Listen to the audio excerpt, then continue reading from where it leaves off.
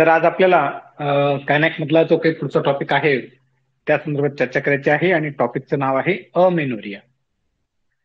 तर अमेनोरियाची जी काही डेफिनेशन असणार आहे, तर amenorrhoea means absence of menses. ज्यावेळेस एखाद्या स्त्रीला मेन्सेस आपल्याला त्याच्यात पाहायला मिळणार नाहीत, त्यावेळेस आपण त्याला म्हणणार आहोत अमेनोरिया. आणि अमेनोरिया हा कुठला आजार नाहीये, म्हणजे डिसीज नाहीये तो मुळात, पण एखाद्या आजाराचं ते लक्षण असू शकतं किंवा नसू पण शकतं. पहा मी काय सांगतोय की अमेनोरिया हा आजार नाहीये, it is not a disease, but it may or may not be a symptom of a disease. एखाद्या आजाराचा तो सिम्पटम असू पण शकतो किंवा नसू पण शकतो. तर हा may or may not be a symptom of disease ह्या सेंटेन्सवरनं आपल्याला सगळ्यात महत्वाची या ठिकाणी काय गोष्ट लक्षात येते की अमेनोरियाच्या according to the types of amenorrhea, त्यानुसार तो अमेनोरिया एखाद्या डिसीजचा सिम्पटम असू शकतो किंवा तो सिम्पटम पण नसू शकतो, हे त्या ठिकाणी आपल्याला लक्षात येतं.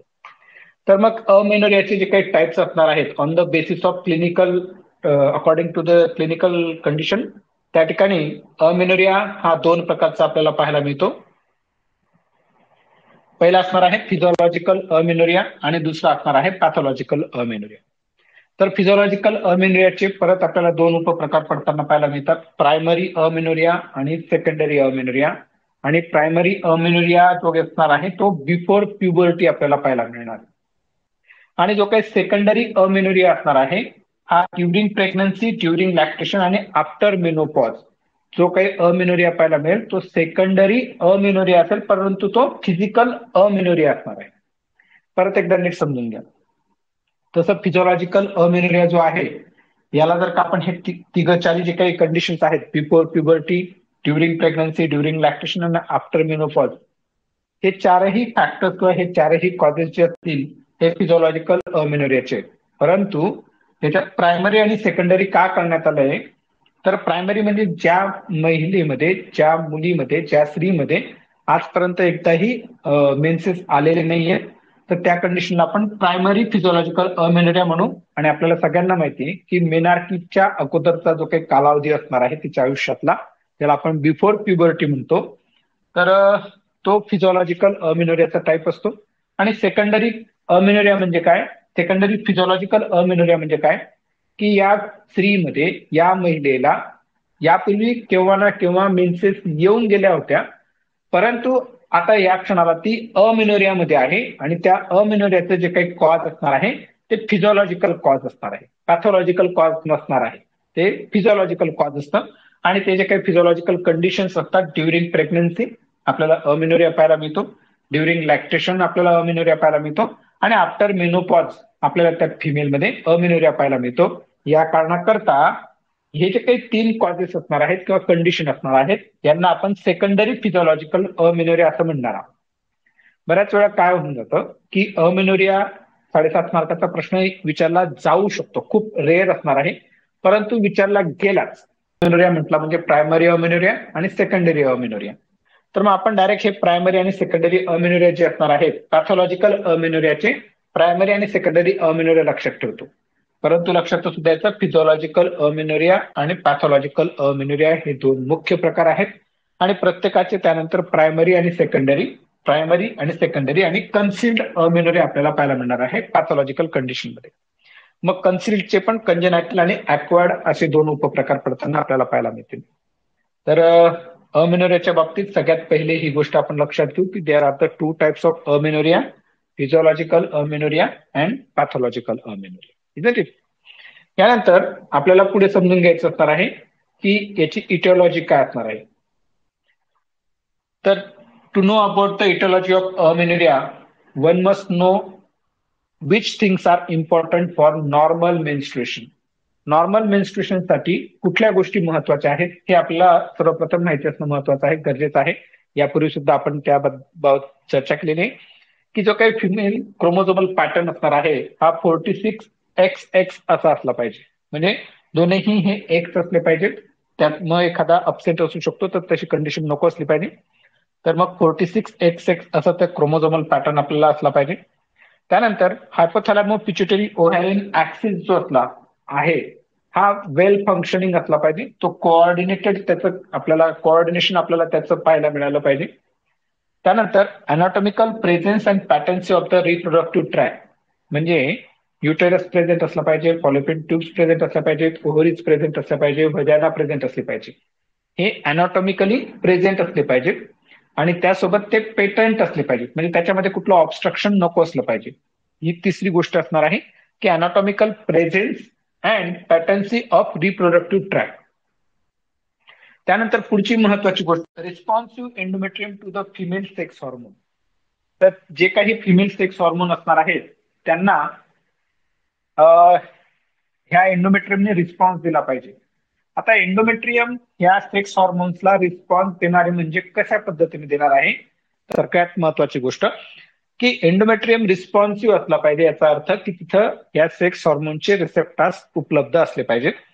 आणि सगळ्यात त्यासोबत इतर गोष्टी ज्या काही महत्वाच्या असतात, तर थायरॉइड ग्लँड आणि ऍड्रिनल ग्लँड ही सुद्धा नॉर्मल फंक्शनिंग असल्या पाहिजे. तर एकंदरीत हे 5-6 पॉइंट आहेत. ह्या सर्व गोष्टी जर का व्यवस्थित असतील तर आपल्याला त्या फिमेलमध्ये मेन्स्ट्रुएशन किंवा मेन्स्ट्रुअल सायकल आपल्याला सुरळीतपणे चालू असलेली पाहायला मिळते. आणि यांच्यापैकी एक किंवा एकापेक्षा जास्त फॅक्टर जर मध्ये जर का ऍबनॉर्मॅलिटी असेल तर मग आपल्याला फिमेलमध्ये अमेनोरिया होत असतानाचं पाहायला मिळू शकतं. आपण चर्चा करत आहोत अमेनोरिया, मेन्सेस डिसअपिअर होणं, त्याला आपण म्हणणार आहोत अमेनोरिया. ठीक आहे. तर हे 5 फॅक्टर महत्वाचे आहेत आणि यांच्यापैकी कुठलाही एक फॅक्टर ऍबनॉर्मल असला, एक किंवा एकापेक्षा जास्त, तर मग आपल्याला त्या ठिकाणी ड्युरिंग रिप्रोडक्टिव्ह एज ग्रुप मध्ये ती फिमेल आपल्याला अमेनोरियामध्ये जाताना पाहायला मिळते. आता हा जो काही टॉपिक आहे अमेनोरियाचा, याच्यातल्या इटिओलॉजिकल फॅक्टर जे असणार आहेत ना, तर ते जास्त महत्वाचे आहेत. मॅनेजमेंट ही सोपी आहे, इटिओलॉजी जी असणार आहे ही थोडी कठीण असणार आहे. त्यातल्या त्यात जो काही पॅथॉलॉजिकल अमेनोरिया असणार आहे त्याची इटिओलॉजी थोडीशी समजून घ्यायची आपल्याला. ठीक आहे. तत्पूर्वी जे काही फिजिओलॉजिकल अमेनोरिया असणार आहे, या फिजिओलॉजिकल अमेनोरिया संदर्भात आपण माहिती घेण्याचा प्रयत्न करू. तर फिजिओलॉजिकल अमेनोरिया हा का होतोय, तर त्या फिमेल मधली जी काही फिजिओलॉजिकल सिस्टीम्स असणार आहेत, या फिजिओलॉजिकल सिस्टीम्स मध्ये काही ना काही अल्टरेशन आपल्याला होताना पाहायला मिळणार आहेत. And because of alteration in physiological systems of a female, she suffer म्हणण्यापेक्षा शी फेस द अमेनोरिया, तिला अमेनोरियाला सामोरे जावं लागत असतं. मग ते काय काय कारण असतील ते आपण या ठिकाणी पाहू. प्रायमरी अमेनोरिया आणि सेकंडरी अमेनोरिया.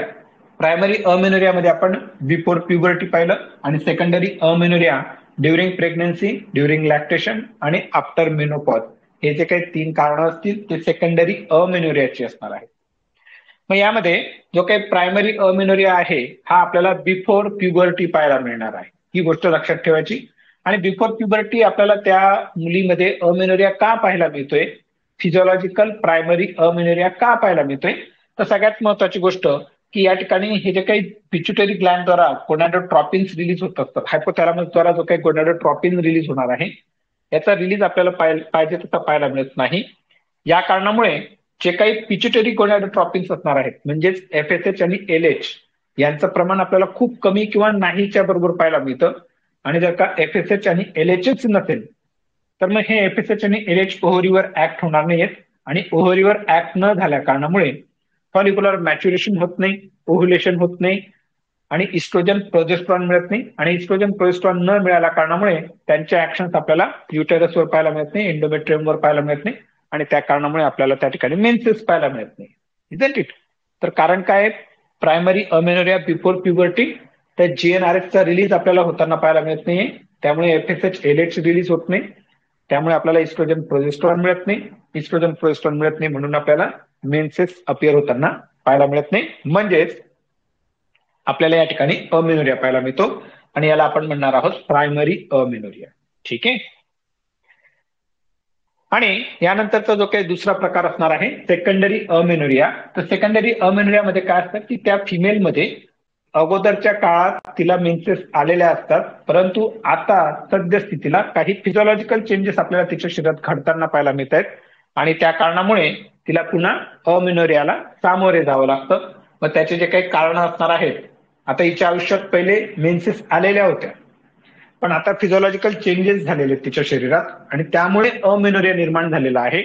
तर याला आपण म्हणणार आहोत सेकंडरी अमेनोरिया. प्रायमरी फिजिओलॉजिकल अमेनोरियामध्ये काय होतं की तिच्या आयुष्यात म्हणजे तिला कधीच मेन्सेस आलेल्या नव्हत्या, त्याला आपण म्हणणार आहोत प्रायमरी अमेनोरिया. तो असणार आहे एक्झाम्पल त्याचं बिफोर प्युबर्टी. आणि सेकंडरी अमेनोरियामध्ये काय होतं की तिला यापूर्वी मेन्सेस आलेल्या होत्या, पण आता अमेनोरियामध्ये काय गेलेली ती, कारण आता तिच्या शरीरात काही फिजिओलॉजिकल चेंजेस झालेले आहेत. Isn't it? मग हे फिजिओलॉजिकल चेंजेस कुठले कुठले असणार आहेत, तर प्रेग्नन्सी, लॅक्टेशन आणि आफ्टर मेनोपॉज, या 3 कारणांमुळे आपल्याला ती आता अमेनोरियामध्ये जाताना पाहायला मिळते. तर काय काय असतील ड्युरिंग प्रेग्नन्सी का ती फिमेल अमेनोरियामध्ये जाते, तर प्रेग्नन्सीमध्ये काय होऊन जातं की भरपूर जास्त प्रमाणात या ठिकाणी इस्ट्रोजनचं प्रोडक्शन आपल्याला होताना पाहायला मिळतं.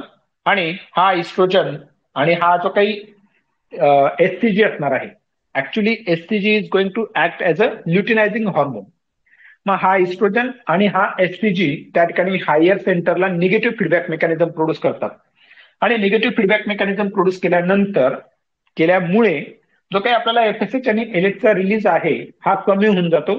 एफएसएच एलएच नसल्या कारणामुळे आपल्याला त्या फॉलिक्युलर मॅच्युरेशन प्रोसेस जी असते ती आपल्याला होताना पाहायला मिळत नाही. आणि ती न झाल्या कारणामुळे आपल्याला इथे इस्ट्रोजन प्रोजेस्ट्रॉन मिळत नाही. आणि इस्ट्रोजन प्रोजेस्ट्रॉन न मिळाल्या कारणामुळे आपल्याला या फिमेलमध्ये त्या ठिकाणी अमेनोरिया पाहायला मिळणार आहे. तर हे एक महत्वाचं कारण असणार आहे. During pregnancy by that female face the amenorrhea. यानंतरचा पुढचा जो काही कॉज असणार आहे ड्युरिंग लॅक्टेशन. आता लॅक्टेशन म्हटलं की त्या ठिकाणी जो काही आपला प्रोलॅक्टिन असणार आहे, प्रोलॅक्टिनचं प्रमाण शरीरामध्ये जास्त असतं आणि प्रोलॅक्टिनचं प्रमाण जास्त असल्या कारणामुळे तो काय करतो, एफएसएचच्या रिलीजला कमी करतो किंवा एफएसएचच्या रिलीजला सप्रेस करून टाकतो. आणि जर काय एफएसएचच नसेल तर मग आपल्याला फॉलिक्युलर चेंजेस किंवा फॉलिक्युलर मॅच्युरेशन होताना पाहायला मिळत नाही. आणि फॉलिक्युलर मॅच्युरेशन न झाल्या कारणामुळे आपल्याला इस्ट्रोजन मिळत नाही, प्रोजेस्ट्रॉन मिळत नाही. म्हणजेच या ठिकाणी ती जी काही फिमेल असणार आहे ही आपल्याला अमेनोरियामध्ये जाताना पाहायला मिळते. आणि साधारणतः 70% ज्या पण काही ब्रेस्ट फिडिंग करणाऱ्या मदर असतात त्यांना अमेनोरिया आपल्याला तिथपर्यंत पाहायला मिळतो जोपर्यंत तिचं ते बाळ स्तनपान करत असतं, तोपर्यंत आपल्याला ती फिमेल अमेनोरियामध्ये पाहायला मिळणार. पहा, ही पण खूप मोठी जादू केलेली आहे भगवंताने, की त्याची इच्छा काय आहे की आता ही जी काही माता आहे या बघा, त्याला करता आलं असतं असं बरं का, म्हणजे त्याला असं करता आलं असतं की ठीक आहे, जर बाळाला जन्म दिलेला आहे इकडे त्या ठिकाणी मेन्स्ट्रुअल सायकल त्याला सुरू करता आली असते भगवंताला, परंतु त्याने तसं केलं नाही. कारण काय होऊन गेलं असतं की आज हिला त्या लेकराला, ज्या बाळाला तिने जन्म दिलेला आहे त्या बाळाचं संगोपन पण करायचंय तिला. आणि ह्या पूर्ण प्रेग्नन्सीच्या कालावधीमध्ये तिच्या शरीराची आणि मनाची बऱ्याच प्रमाणात त्या ठिकाणी झीज झालेली असते. ही झीज पण भरून निघाली पाहिजे, त्यासोबत त्या बाळाचं संगोपन पण झालं पाहिजे. आणि त्यानंतर परत पुढच्या प्रेग्नन्सीचा लोड तिच्या शरीरावर आला नको पाहिजे. या कारणाकरता परमेश्वराने, जरी आपण असं म्हणत असतो, पहा मित्रांनो, आपण असं म्हणत असतो की आईचं दूध जे असतं हे त्या बाळासाठी अमृत असतं, पण दुसऱ्या आस्पेक्टने जर का पाहिलं तर ते अमृत त्या बाळासाठी जरी अमृत म्हटलं जात असलं तरी कुठे ना कुठं त्या मातेसाठी सुद्धा ते एक प्रकारचं अमृतच असणार आहे, कारण तिच्या शरीराची झीज थांबवली जात आहे यामुळे. असो, तर सांगायचा उद्देश हा आहे की ड्युरिंग लॅक्टेशन या ठिकाणी प्रोलॅक्टिनचा रिलीज हा जास्त असतो, त्यामुळे एफएसएचचा आणि फॉलिक्युलर मॅच्युरेशनचा काही संबंध येत नाही. आणि एफएसएच नसला, फॉलिकल मॅच्युअर झाले नाही, तर इस्ट्रोजन मिळत नाही, प्रोजेस्ट्रॉन मिळत नाही, आणि हे दोन्ही हॉर्मोन्स न मिळाल्या कारणामुळे आपल्याला त्या ठिकाणी एंडोमेट्रियल चेंजेस होणार नाहीयेत आणि आपल्याला त्यामुळे मेन्सेस अपियर होताना पाहायला मिळत नाही. म्हणजे थोडक्यात during lactation that particular lactating mother facing the amenorrhea. ठीक आहे. यानंतर आफ्टर मेनोपॉज. आता आफ्टर मेनोपॉज का अमेनोरिया पाहायला मिळतोय हे आपल्या सगळ्यांना माहिती आहे, कारण फॉलिकल्सचं पूर्णपणे डिप्लिशन होऊन जात असतं. जे काही ओव्हरी मधले जे काही फॉलिकल्स असणार आहेत ते संपून जातात, आपल्या सोप्या भाषेत बोलायचं म्हटलं तर. आणि फॉलिकल जर का संपले, बघा किती मी तुम्हाला यापूर्वीच्या ज्यावेळेस आपण फार्मॅकॉलॉजीमध्ये एंडोक्रायनॉलॉजीचा अभ्यास करत होतो किंवा इस्ट्रोजनचा अभ्यास करत होतो, त्यावेळेस सुद्धा तुम्हाला मी भरपूर वेळा बोललेलो आहे, सांगितलंय की ज्यावेळेस एखादी स्त्री, एखादी मुलगी जन्माला येते त्यावेळेस सुद्धा तिच्या शरीरात हायपोथॅलॅमस असतो, पिच्युटरी ग्लँड असते, तिच्या शरीरामध्ये युटेरस असतं, तिच्या शरीरामध्ये ओव्हरीज असतात. या सर्व गोष्टी असून सुद्धा ती अमिनोरियामध्ये असते बिफोर द प्युबर्टी. त्यानंतर तिच्या आयुष्यात ज्यावेळेस GnRH चा रिलीज होतो, FSH रिलीज होतो, इस्ट्रोजन प्रोजेस्ट्रॉन येतो, त्यावेळेस तिच्या शारीरिक बदल आपल्याला होताना पाहायला मिळतात.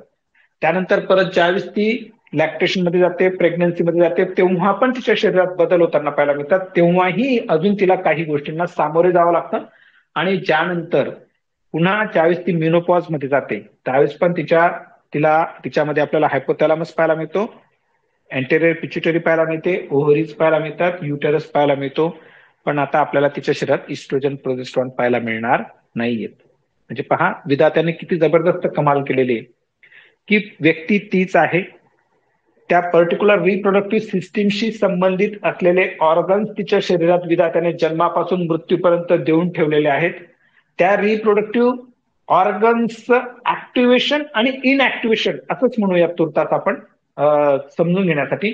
त्यासाठी जे काही फॅक्टर्स आहेत ते पण तिच्याच शरीरात दिलेले आहेत. परंतु त्याने त्याची जी काही वेळ तयार केलेली आहे, टायमिंग फिक्स केलेला आहे की केव्हा इस्ट्रोजन प्रोजेस्ट्रॉन आला पाहिजे याच्या शरीरात आणि केव्हा इस्ट्रोजन प्रोजेस्ट्रॉन हा चालला गेला पाहिजे हे त्याने ठरवून ठेवलेलं आहे. तर ही खूप मोठी शक्ती आहे मित्रांनो ना. असो, तर मेनोपॉज नंतर आपल्याला त्या ठिकाणी ओव्हरी मधले सगळे फॉलिकल्स संपताना पाहायला मिळतात आणि फॉलिकल्स संपल्या कारणामुळे त्या ठिकाणी आपल्याला इस्ट्रोजन प्रोजेस्ट्रॉन पाहायला मिळत नाही. पण मात्र आता इस्ट्रोजन प्रोजेस्ट्रॉनचा निगेटिव्ह फीडबॅक मेकॅनिझम पाहायला मिळत नाही. जसं आपल्याला ड्युरिंग प्रेग्नन्सी, पहा किती जबरदस्त गोष्ट घडते. एक मिनिट. ड्युरिंग प्रेग्नन्सी आपल्याला या ठिकाणी हा निगेटिव्ह फीडबॅक मेकॅनिझम पाहायला मिळत होता. इथं कसं करायचं, एक मिनिट, चला जाऊ द्या. ड्युरिंग प्रेग्नन्सी कुठे गेला, निगेटिव्ह फीडबॅक मेकॅनिझम पाहायला मिळत होता इस्ट्रोजन प्रोजेस्ट्रॉन द्वारा. पण आता ज्यावेळेस मेनोपॉज मध्ये जाते त्यावेळेस इस्ट्रोजन प्रोजेस्ट्रॉन नसल्या कारणामुळे जो काही निगेटिव्ह फीडबॅक मेकॅनिझम बसत होता पिट्युटरी ग्लँडवर, हायपोथॅलॅमसवर, तो आता आपल्याला निगेटिव्ह फीडबॅक मेकॅनिझम मिळत नाही. आणि त्या कारणामुळे या ठिकाणी FSH आणि LH जो असणार आहे हा आपल्याला वाढलेला पाहायला मिळतो. पण आता पहा ना किती जबरदस्त घटना आहे. बिफोर प्युबर्टी इथं फॉलिकल्स होते, बिफोर प्युबर्टी ओव्हरीमध्ये फॉलिकल्स होते पण FSH LH नव्हता. आफ्टर मेनोपॉज इथं फॉलिकल्स नाहीये पण FSH LH आहे. किती जबरदस्त जबरदस्त एकदम घटना. तुम्ही नीट समजून घ्या की किती जबरदस्त काम करतोय परमेश्वर. आणि जो काही पुढचा प्रकार असणार आहे पॅथॉलॉजिकल अमेनोरिया, हा आपल्याला थोडासा नीट समजून घ्यायचा आहे. याच्यामध्ये काही वेळेस रट्टा पण मारावा लागू शकतो. पण मात्र प्रॅक्टिस पॉइंट ऑफ व्ह्यू हा टॉपिक खूप महत्वाचा आहे. एक्झामच्या दृष्टिकोनातून हा टॉपिक किती महत्वाचा असू शकतो हे निश्चित नाही सांगतायत. कारण गायनॅक आणि ऑप्स हे दोन्ही सब्जेक्ट म्हणून एक लॉंग क्वेश्चन विचारला जातो आणि तो प्रॅक्टिस पॉइंट ऑफ व्ह्यू जास्त विचारला जात असल्या कारणामुळे ऑप्स मधनं खूप लॉंग क्वेश्चन येण्याचे चान्सेस असतात. त्यातल्या त्यात अमेनोरिया हा फार क्वचित स्वरूपात विचारला जाणारा टॉपिक असणार आहे, पण मात्र प्रॅक्टिसच्या दृष्टीने महत्वाचा आहे. तर मग पॅथॉलॉजिकल कॉजेस काय असणार आहेत, पॅथॉलॉजिकल अमेनोरिया कशाला म्हणणार आहोत की या कंडिशनमध्ये ड्युरिंग हर रिप्रोडक्टिव्ह लाईफ त्या ठिकाणी आपल्याला मेन्सेस डिसअपिअर होताना पाहायला मिळतात आणि यापूर्वी तिला आपल्या मेन्सेस आलेले होते. It is a type of amenorrhoea where female had menses before during her reproductive life. म्हणजे तिच्या रिप्रोडक्टिव्ह लाईफ मध्ये तिला अमेनोरिया येण्याच्या अगोदर किंवा नंतर आपल्याला त्या ठिकाणी तिला मेन्सेस अपिअर होताना पाहायला मिळत होते. परंतु काही पॅथॉलॉजिकल कंडिशन अशा निर्माण होतात किंवा झाल्या आहेत त्या कारणामुळे तिला आता मेन्सेस अपिअर होताना पाहायला मिळत नाही किंवा आपण त्या ठिकाणी म्हणू अब्सेन्स ऑफ मेन्सेस पाहायला मिळतात. त्याला आपण म्हणणार आहोत पॅथॉलॉजिकल अमेनोरिया. ठीक आहे. मग ह्या पॅथॉलॉजिकल अमेनोरियामध्ये जो काही आपण एक प्रकार पाहत आहोत कन्सिल्ड मेन्स्ट्रुएशन किंवा त्याला क्रिप्टोमेनोरिया असं म्हटलं जातं. क्रिप्टोमेनोरिया 2 मार्काची शॉर्ट नोट विचारली जाऊ शकते. म्हणजे जे काही आपण अंडर ग्रॅज्युएशनला शिकत होतो त्यावेळेस तर अमेनोरिया हा 1 नंबरचा लॉंग क्वेश्चन होता. पण मात्र CCNP साठी अमेनोरिया हा काही इतका इम्पॉर्टंट लॉंग क्वेश्चन नाहीये. क्रिप्टोमेनोरिया ही शॉर्ट नोट विचारली जाऊ शकते. तर क्रिप्टोमेनोरिया काय असणार आहे थोडक्यात या ठिकाणी in this type of amenorrhea cyclical endometrial shedding and bleeding takes place. म्हणजे जे पण काही इस्ट्रोजन प्रोजेस्ट्रॉन द्वारा एंडोमेट्रियमवर चेंजेस आपल्याला होताना पाहायला मिळत आहेत आणि ज्यावेळेस इस्ट्रोजन प्रोजेस्ट्रॉनचा विड्रॉवल होतोय, जर का आता फर्टिलायझेशन इथं होणारच नाही, इजंट इट? तर ज्यावेळेस इस्ट्रोजन प्रोजेस्ट्रॉनचा विड्रॉवल होतोय तर इथं एंडोमेट्रियल शेडिंग होते आणि एंडोमेट्रियल शेडिंग झाल्यामुळे आपल्याला ब्लिडिंग पण होताना पाहायला मिळते. पण मात्र जे पण काही मेन्स्ट्रुअल ब्लड असणार आहे, it fails to come out from the genital tract. म्हणजे आपल्याला जे काही वजानल ब्लिडिंग होताना पाहायला मिळणार आहे नॉर्मल कंडिशनमध्ये, ती ब्लिडिंग आपल्याला in this condition, in case of cryptomenorrhea पाहायला मिळत नाही. यालाच आपल्याला म्हणायचंय क्रिप्टोमेनोरिया. ठीक आहे.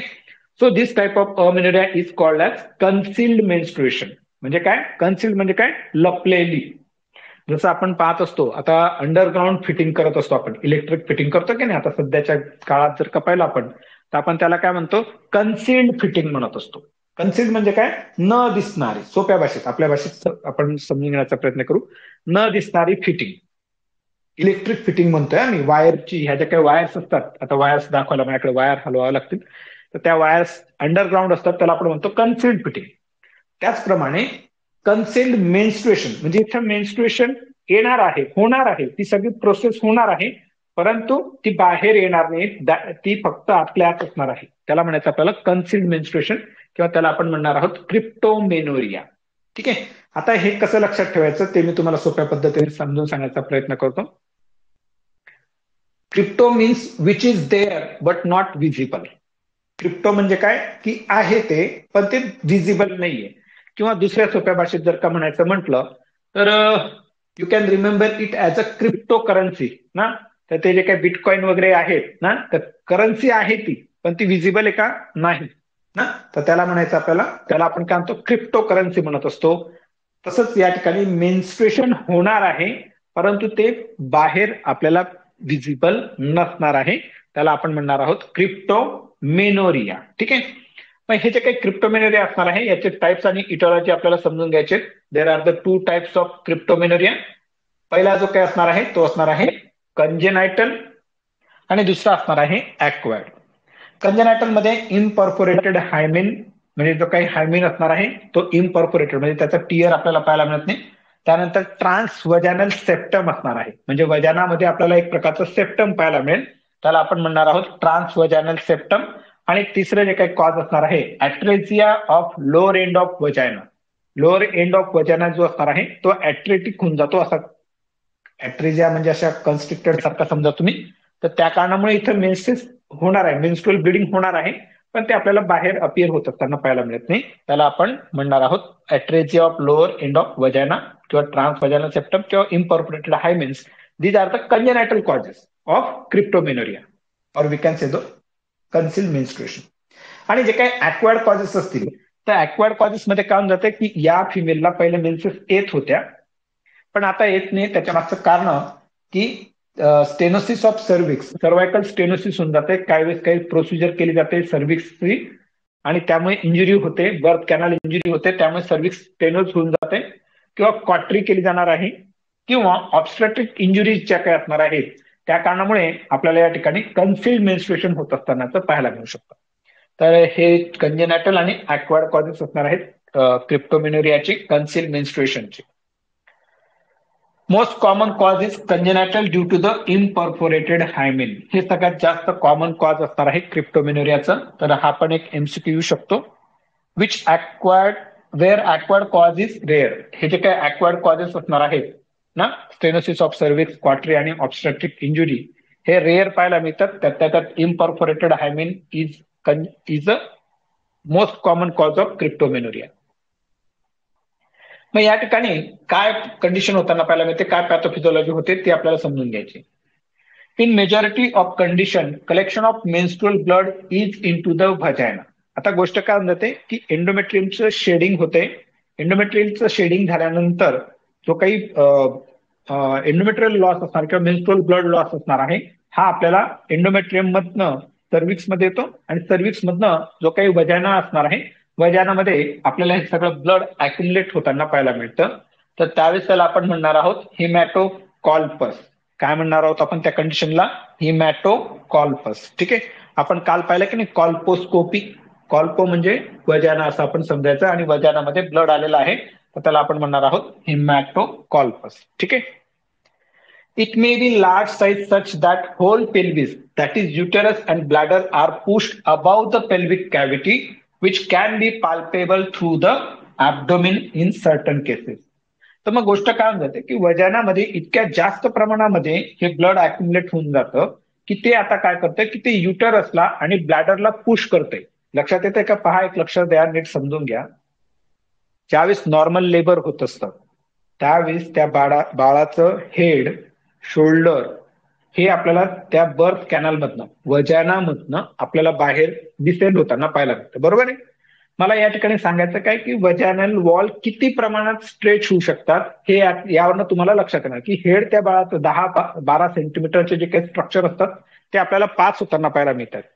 तर या ठिकाणी वजानल वॉलची स्ट्रेचिंग खूप जास्त होत असते. त्या कारणामुळे त्या स्ट्रेचिंगमुळे त्या ठिकाणी व्हॉल्यूम इतका अक्युमुलेट होऊन जातो की तो व्हॉल्यूम काय करतो की आता युटरसला आणि युरिनरी ब्लॅडरला पेल्विस मधनं बाहेर काढतो. लक्ष द्या, ब्लॅडर आणि uterus these are the intrapelvis organ आहेत. पेल्विस मधले ऑर्गन, म्हणजे समजा हा पेल्विस आहे तर पेल्विसच्या आतले ऑर्गन आहेत.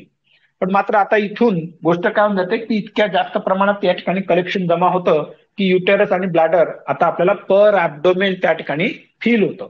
जसं एखाद्या पेशंटचं युरिन ऑब्स्ट्रक्शन होऊन जात असतं किंवा आपण ज्याला म्हणू की त्याला युरिन पास करता येत नाही, मग त्यावेळेस आपण पर ऍब्डोमेन त्याचं ब्लॅडर चेक करतो की नाही. बरोबर आहे की? मग आपल्याला ते ब्लॅडर लागत असतं हाताला. इन द सेम मॅनर या ठिकाणी त्या फिमेलचं ब्लॅडर आपल्याला लागणार आहे. ठीक आहे. थोडक्यात सांगायचा उद्देश हाच होता. इन सर्टन केसेस, प्रत्येक केसेसमध्ये पाहायला मिळणार नाही. In certain cases we can palpate the urinary bladder through the abdomen. Due to such pushing of pelvic organs, आता बघा काय होऊन जातं, युरिनरी ब्लॅडरची नॉर्मल साईज जी काय असणार आहे, आता तो युरिनरी ब्लॅडर पुश होतोय, तो असा वरती येऊन जातोय.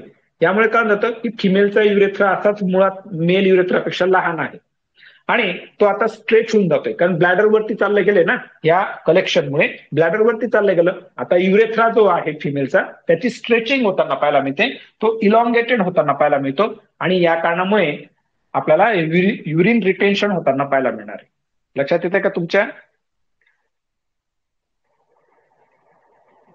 एखाद्या स्ट्रॉ असतो आपण, तो असं ताणला त्यावेळेस कसं तो स्ट्रेचिंग होणार आहे, तशा स्वरूपात या ठिकाणी आपल्याला त्या युरेथ्राची स्ट्रेचिंग होताना पाहायला मिळते आणि युरिन आउटफ्लो जो असतो हा थोडासा पास व्हायला अडचण निर्माण होते.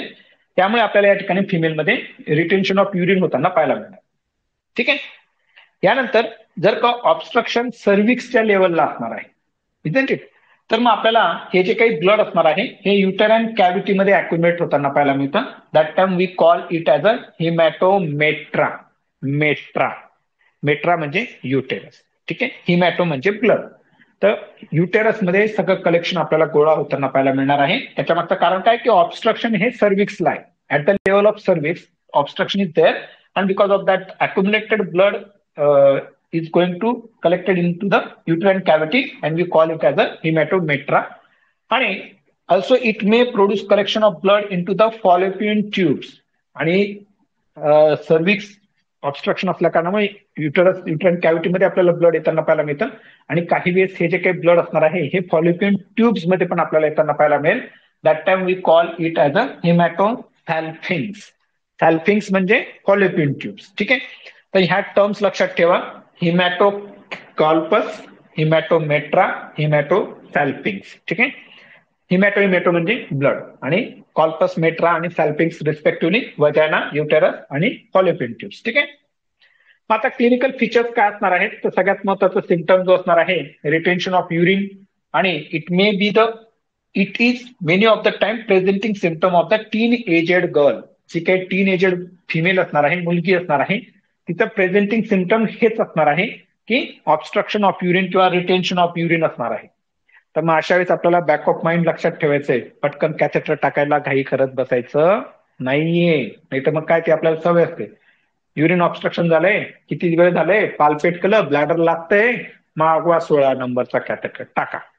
तर असं करायचं नाही आपल्याला, खास करून फिमेल असतील. मी तुम्हाला पुन्हा एकदा सांगतो, फिमेल पेशंट तुमच्याकडे डोकं दुखतं आहे असं जरी सांगायला आली तरी तिला ताईला, माईला, बाई, अक्का जे काही आपल्याला म्हणायचं ते तिला सगळं ऐकून घ्या आणि विचारायचं मेन्स्ट्रुअल हिस्ट्री. पुन्हा एकदा सांगतो, खूप महत्वाचं आहे. मग मला की नाही ती लहानच मुलगी वाटत होती, मग तिला कसं काय मेन्स्ट्रुअल हिस्ट्री विचारू? म्हणजे टीन एज प्युबर्टी नंतरच्या फिमेलमध्ये म्हणतोय आम्ही. कारण या अशा आपल्या छोट्याशा चुकीमुळे आपल्यावर एमएलसी होऊ शकते. ठीक आहे, ही गोष्ट कायम लक्षात ठेवायची. कारण गैरप्रकार आपल्याला खूप होताना पाहायला मिळतात आणि मग आपण प्रिच्युडाइज माइंडने विचार करतो की ही तर लहान मुलगी आहे, आताशी 12, 13, 15 वर्षाचीच मुलगी आहे, मग हिच्यात आपल्याला कशा पद्धतीने तिची मेन्स्ट्रुअल सायकल विचारायची. किंवा लक्षात येतं ना मला तुम्हाला काय म्हणायचंय. तर कधीही लक्षात ठेवायचं, प्युबर्टीमध्ये आलेल्या त्या मुलीला, प्रत्येक मुलीला किंवा त्यानंतरच्या कुठल्याही स्त्रीला आपल्याला मेन्स्ट्रुअल हिस्ट्री विचारायची असणार आहे. फक्त याच कारणाकरता नाही, अजून भरपूर पॅथॉलॉजिकल कंडिशन्स आहेत की ते आपल्याला समजून घ्यायची. त्यातली ही एक कंडिशन आहे की जरी जी काही टीन एजेड फिमेल असणार आहे, आता हिला तर पहिले मेन्सेस आलेल्याच नाहीत कारण क्रिप्टोमेनोरिया आहे आणि हिचा प्रेझेंटिंग सिम्पटम काय असणार आहे, युरिन रिटेन्शन असणार आहे. त्यामुळे पहिले आपल्याला मेन्स्ट्रुअल हिस्ट्री घ्यायची. जर तिने सांगितलं की नाही, तर मग आपल्याला पुढे काय करायचं, इन्व्हेस्टिगेशन ते आपल्याला करून घ्यायचे आणि केस आपल्याला पुढे रेफर करायचे असणार. ठीक आहे. त्यानंतर दुसरा एक महत्वाचा सिम्पटम सांगणार आहे ती की पिरियडिक लोअर ऍब्डोमिनल पेन. आता पिरियडिक लोअर ऍब्डोमिनल पेन म्हणजे काय? शाळेत जाताना पोटात दुखतंय, बरोबर आहे, तर ते शाळेत जाण्याचं पोटातलं दुखणं वेगळं आहे. ठीक आहे. रोज सकाळी 11 वाजता शाळा भरते, तर 10:30 वाजेपासून पोटात दुखायला लागलं की समजून घ्यायचं हे शाळेत जाण्याचं दुखणं आहे. पण आता इथं पिरियडिक ऍब्डोमिनल लोअर ऍब्डोमिनल पेन म्हणजे काय की दर महिन्याला या मुलीला लोअर ऍब्डोमिनल पेन होत आहेत, पर्टिक्युलर त्या डेट्समध्ये ज्यावेळेस मेन्स्ट्रुएशन आपल्याला होताना पाहायला मिळणार आहे. त्या कारणामुळे ती तुम्हाला काय सांगणार आहे की पोटात दुखतंय, ओटी पोटात दुखतंय असं आपल्याला ती सांगते, पण तो पिरियडिक असणार आहे, पर्टिक्युलर त्याच डेट्समध्ये जेव्हा तिला मेन्सेस अपिअर होताना पाहायला मिळणार आहेत किंवा मेन्स्ट्रुअल ब्लिडिंग होणार आहे. त्यानंतर प्रायमरी किंवा सेकंडरी अमेनोरिया पाहायला मिळेल. आता प्रायमरी ज्या काही असणार आहेत हे कंजेनाटल कॉजेसमध्ये प्रायमरी अमेनोरिया असेल आणि ज्या काही ऍक्वायर्ड कॉजेस असणार आहेत क्रिप्टोमेनोरियाचे त्यामध्ये आपल्याला फिमेलमध्ये सेकंडरी अमेनोरिया पाहायला मिळणार आहे. परत एकदा कॉजेस पाहू आपण. हे कंजेनायटल कॉजेस असणार आहेत, इम्परफोरेटेड हायमेन, ट्रान्सव्हॅजानल सेप्टम आणि ऍट्रेजिया ऑफ लोअर एंड ऑफ वजाना. या जर काही कंडिशन असतील, यांच्यापैकी काही कुठला त्रास असेल तिला, कंजेनायटल अबनॉर्मॅलिटी असेल, that time that amenorrhoea will be primary amenorrhoea. आणि जर का मग स्टेनोसिस ऑफ सर्व्हिक्स, कॉट्री विट्री असं काही इंजुरी झाल्या असतील, दॅट टाइम ते ऍक्वायर्ड कॉजेसमध्ये त्या फिमेलला सेकंडरी अमेनोरिया असणार आहे. हा, तर ही गोष्ट लक्षात ठेवा. आणि त्यानंतर progressive swelling in lower abdomen. Lower abdomen आपल्याला प्रोग्रेसिव्हली स्वेलिंग जसं होताना पाहायला मिळणार आहे ते आपल्याला पाहायला मिळेल. तर पुढे अजून पाहू, आपण बोलू या संदर्भात जास्तीत जास्त. सायन्स काय असतील तर बऱ्याच वेळा ती यंग फिमेल असणार आहे की जिच्या, हा हे खूप महत्वाचं आहे, तुम्हाला मी यापूर्वीच्या सेशनमध्ये सुद्धा म्हटलंय की जेव्हाही आपल्याकडे ती मुलगी येते, मग ती प्युबर्टीतली असो, 16, 17, 18 वर्षातली असो, तर त्यात हे पेशंटला आपल्याला चेक करत असताना, क्लिनिकली आपल्याला चेक करत असताना तिच्यातले सेकंडरी सेक्शुअल कॅरेक्टर्स किती डेव्हलप झालेले आहेत ते पण आपल्याला पाहिजे असणार आहे. त्याच्या मागचं कारण काय आहे की जर का आता ह्या कंडिशनमध्ये तुम्हाला लक्षात येईल की ती यंग फिमेल असणार आहे की जिच्यात वेल डेव्हलप सेकंडरी सेक्शुअल कॅरेक्टर्स असणार आहेत. सेकंडरी सेक्शुअल कॅरेक्टर्स आहेत याचा अर्थ काय झाला, हे बघा, लादायचं नाही, मला जे समजून सांगायचं त्याकडे नीट लक्ष द्या. आपण मेडिको आहोत मित्रांनो. एखाद्या फिमेलमध्ये सेकंडरी सेक्शुअल कॅरेक्टर्स आहेत. आता आपल्याला अपिअरन्स वरनं काय पाहायला मिळतात की ब्रेस्ट डेव्हलपमेंट आहे का, आणि जो काही फेमाईन काउंटर आहे तो आपल्याला पाहायला मिळतो ज्यावेळेस आपण एखाद्या फिमेलला पाहतो. याचं मेल म्हणून सांगतोय मी.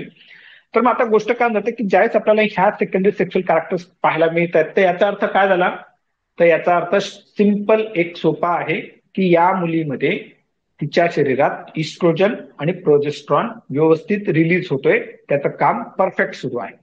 Is it? आता इस्ट्रोजन प्रोजेस्ट्रॉन व्यवस्थित रिलीज होतोय म्हणजे सेकंडरी सेक्शुअल कॅरेक्टर डेव्हलप झालेत आणि इस्ट्रोजन प्रोजेस्ट्रॉन, याचा अर्थ तोच झाला की इस्ट्रोजन प्रोजेस्ट्रॉन डेव्हलप आहे तिच्या शरीरात. आणि जर इस्ट्रोजन प्रोजेस्ट्रॉन आहे तर मग मेन्सेस पण आल्या पाहिजे, बरोबर आहे. हे तर एकदम साधं गणित आहे, कारण इस्ट्रोजन प्रोजेस्ट्रॉनचा विड्रॉल होणार आहे आणि इस्ट्रोजन प्रोजेस्ट्रॉनचा विड्रॉल झाला का आपल्याला या ठिकाणी शेडिंग ऑफ एंडोमेट्रियम होताना पाहायला मिळते. पण आता गोष्ट काय आहे, इथे गोष्ट ही आहे की सेकंडरी सेक्शुअल कॅरेक्टर्स डेव्हलप झालेले आहेत, परंतु ती मुलगी काय सांगते, म्हणजे सिम्पटम्स वरून आपलं प्रोव्हिजनल डायग्नोसिस काय जातं की प्रायमरी अमेनोरिया आहे.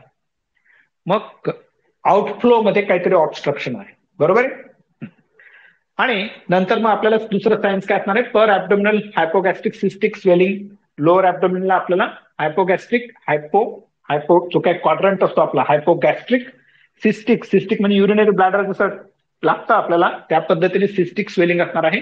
आणि सिमेट्रिकली एनलार्ज युटेरस, ही पण गोष्ट खूप महत्वाची. सिमेट्रिकली एनलार्ज युटेरस, युटेरस जे असणार आहे ते बरोबर आपल्या चारी तर बाजू लागत, परंतु जितके साईड्स आपल्याला पाल्पेबल होतात त्या सिमेट्रिकल असणार आहे.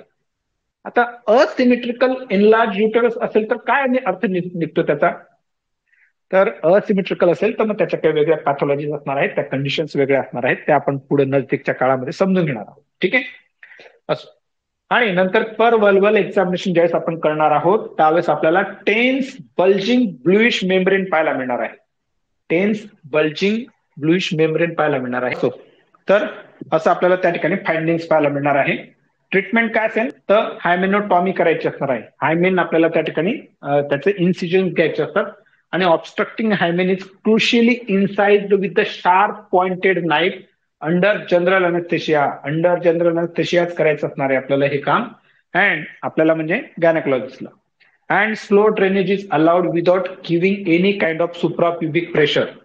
जे सुप्राप्युबिक प्रेशर द्यायचं काम करायचं नाहीये, ते ऑटोमॅटिक ते जे काही ब्लड असणार आहे. एक मिनिट,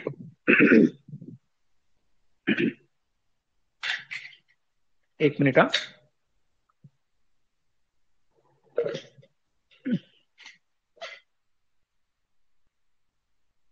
ते ब्लड आपल्याला ते ड्रेन होऊ द्यावं लागणार आहे. आणि त्यानंतर वजानल एक्झामिनेशन आपल्याला करायचं नाहीये, वल्वाला क्लीन करायचं असणार आहे. आणि एक जो काही पॅड असणार आहे तो पॅड आपल्याला ड्रेसिंग पॅड त्या ठिकाणी ठेवायचा असणार आहे. आणि महिन्याभरानंतर आपल्याला त्या फिमेलला युएसजी करून फॉलोअपला बोलवायचं असणार आहे. युएसजी करून का बोलवायचंय, कारण त्या ठिकाणी काही पॅथॉलॉजी असणार आहे, युट्राइन पॅथॉलॉजी अजून काही आहे का हे आपल्याला पाहण्यासाठी आपल्याला त्या ठिकाणी त्या फिमेलला युएसजी करून बोलवायचं असणार आहे. आणि अँटीबायोटिक्स पण द्यायचे असणार आहेत, इन्फेक्शन झालं नको पाहिजे या कारणाकरता. आणि जर का ऍक्वार्ड टाईप ऑफ क्रिप्टोमिनेरिया असेल तर मग सर्वायकल डायलेटेशन करायचंय.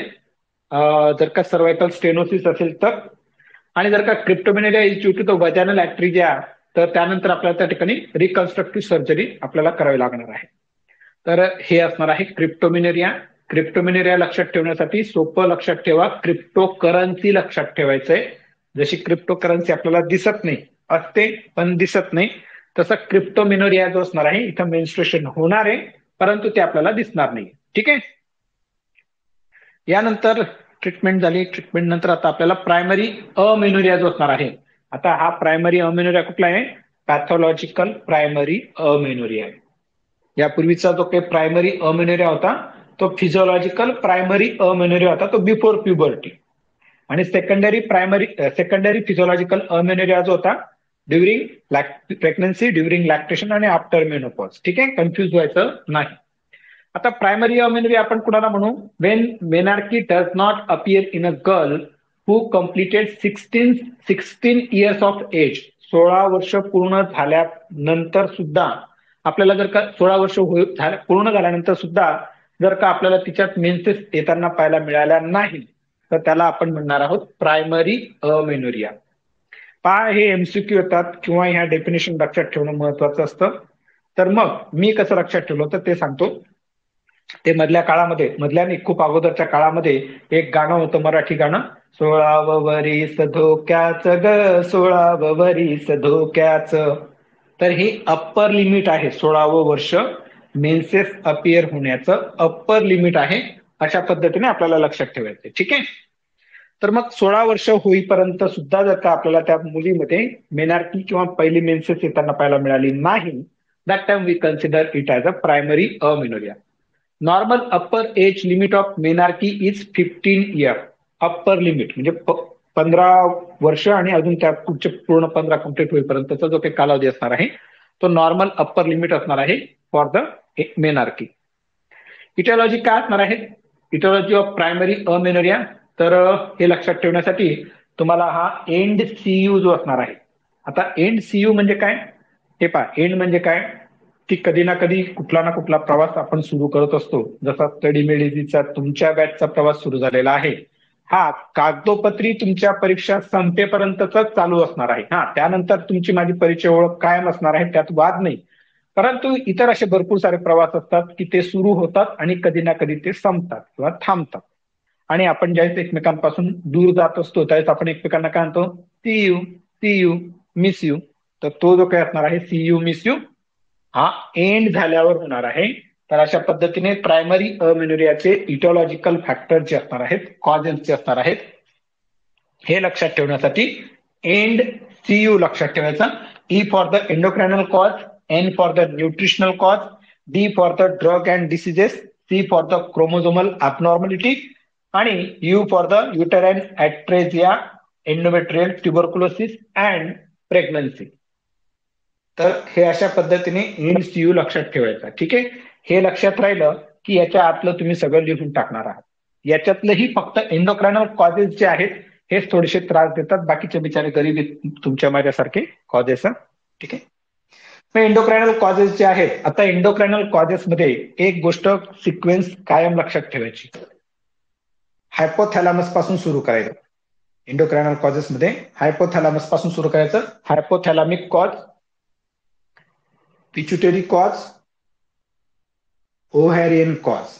ठीक आहे, म्हणजे आपला जो हायपोथॅलॅमो पिच्युटरी ओव्हॅरियन ऍक्सिस जो आहे हे आपल्याला या ठिकाणी इन्क्लूड करायचे असणार आहे.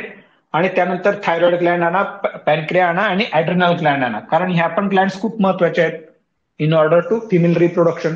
त्यामुळे अशा पद्धतीने हे एंडोक्रायनल कॉजेस लक्षात ठेवायचे असणार आहे. ठीक आहे, परत एकदा लक्षात ठेवा, हायपोथॅलॅमसचे कॉजेस असणार आहेत, हायपोथॅलॅमिक कॉजेस, त्यानंतर पिच्युटरी कॉजेस, त्यानंतर ओव्हॅरियन कॉजेस, त्यानंतर मग आपले ॲड्रिनल ग्लँड, पॅनक्रियाटिक ग्लँड आणि थायरॉइड ग्लँड. ठीक आहे, एंड सीयू मधला E for the endocrinal cause.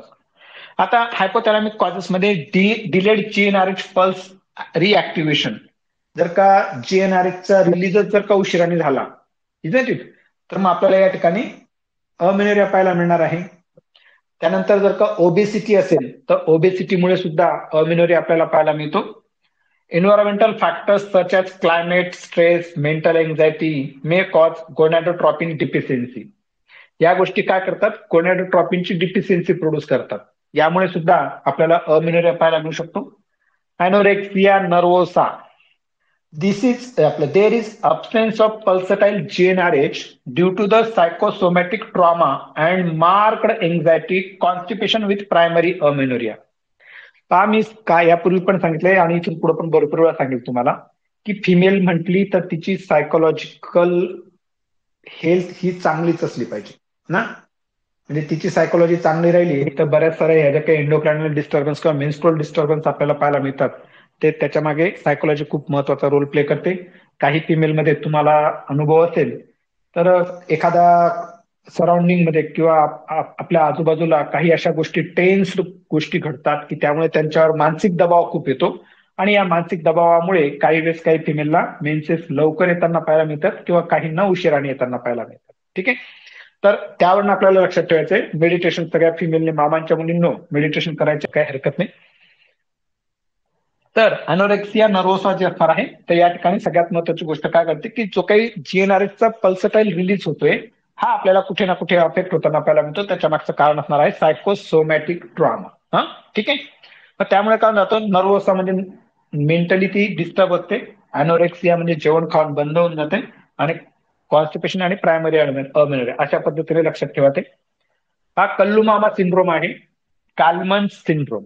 याला नाव काय आहे? कल्लू मामा syndrome, Kalman syndrome. The GnRH neurons are absent due to the partial or complete agenesis of olfactory bulb. इथे इतकंच लक्षात ठेवायचं की जे काही जीएनआरएच न्यूरॉन्स असणार आहेत हे एक तर पार्शियली किंवा पूर्णपणे अबसेंट असणार आहे. हायपोथॅलॅमस मध्ये अंधार असणार आहे. काय असणार आहे?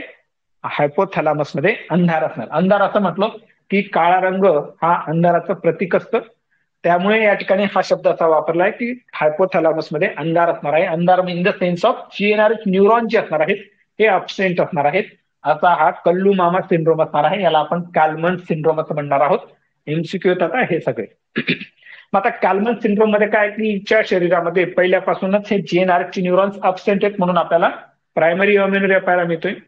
त्यामुळे सेक्शुअल इन्फॅन्टलिझम म्हणजे काय असतं, इन्फॅन्टलिझम म्हणजे लहान बाळासारखं आपल्याला ती पाहायला मिळणार आहे. लहान मुलांमध्ये तिच्यामध्ये जे सेकंडरी सेक्शुअल कॅरेक्टर्स आहेत ते आपल्याला पाहायला मिळणार नाहीत. अॅनॉस्मिया असणार आहे due to the inadequate GnRH release, reduce FSH and LH hormone, म्हणजे FSH LH चा रिलीज कमी असणार आहे, GnRH इनॲडेक्वेट असणार आहे. आता हा पार्शियल किंवा कम्प्लीट असणार आहे. यामुळे आपल्याला या ठिकाणी त्या फिमेलमध्ये हायपोगोनॅडोट्रॉपिक हायपोगोनॅडिझम पाहायला मिळणार आहे. हायपोगोनॅडोट्रॉपिक हायपोगोनॅडिझम, अॅनॉस्मिया असणार आहे आणि कलर ब्लाइंडनेस पण आपल्याला पाहायला मिळू शकतो. कल्लू मामा आहे, कलर ब्लाइंडनेस राहणार आहे. ठीक आहे. हायड्रोसेफॅलस, हेड इंजुरी आणि मेनिंजायटिस असू शकतात. त्यामुळे पण आपल्याला या ठिकाणी हायपोथॅलॅमिक डिस्टर्बन्स होतोय आणि त्यामुळे आपल्याला प्रायमरी अमेनोरिया पाहायला मिळतोय. पिच्युटरी कॉजेस मध्ये काय असू शकतं, पिच्युटरी ड्वार्फिझम पाहायला मिळतोय. यामध्ये मग सर्वच प्रकारचे जे काही हॉर्मोन्स असतात त्यांची आपल्याला कमतरता भासताना पाहायला मिळते. एम्प्टी सेला सिंड्रोम म्हणजे पिच्युटरी ग्लँड जी काय सेला ट्युरिसिका जो काही एरिया असतो त्या ठिकाणी आपल्याला मास्टर ग्लँड असते ही आपली ती पाहायला मिळते आणि तिच्यात मास्टर ग्लँडच नसणार आहे अशा पद्धतीचा तो सिंड्रोम असेल त्याला आपण एम्प्टी सेला सिंड्रोम म्हणू. पिच्युटरी ट्युमर असेल त्यामुळे पण आपल्याला हे होताना पाहायला मिळतं. किंवा हायपर प्रोलॅक्टिनिमिया, प्रोलॅक्टिनचं प्रमाण जर का खूप जास्त असेल तरी प्रोलॅक्टिन मग काय करतो या ठिकाणी FSHच्या रिलीजला कमी करून टाकतो, त्यामुळे पण आपल्याला अमेनोरिया होताना पाहायला मिळतोय. तर हे कॉजेस असणार आहेत पिच्युटरी ग्लँडचे, पिच्युटरी ड्वार्फिझम, एम्प्टी सेला सिंड्रोम, पिच्युटरी ट्युमर आणि हायपर प्रोलॅक्टिनिमिया. पुढचं कॉज असणार आहे ओव्हॅरियन कॉजेस. तर मग PCOS असणार आहे, पॉलिसिस्टिक ओव्हॅरियन सिंड्रोम. हा टॉपिक खूप खूप खूप महत्वाचा आहे. प्रॅक्टिसच्या दृष्टिकोनातून आपल्याला तो चांगल्यापैकी डिटेलमध्ये समजून घ्यायचा आहे नेमकं काय काय घडतं. तर ज्यावेळेस आपण PCOS बद्दल अभ्यास करू, चर्चा करू, त्यावेळेस आपण त्याच्या संदर्भात डिटेलमध्ये चर्चा करणार आहोत. ठीक आहे. यानंतर पुढचा जो काही भाग असणार आहे, कॉज असणार आहे, ते ओव्हॅरियन कॉज मध्ये येतं. एक मिनिट. ओव्हॅरियन कॉज मध्ये मेल सुडो हर्मॅफ्रोटिझम म्हणतात ऍक्च्युली याला, मेल सुडो हर्मॅफ्रोटिझम.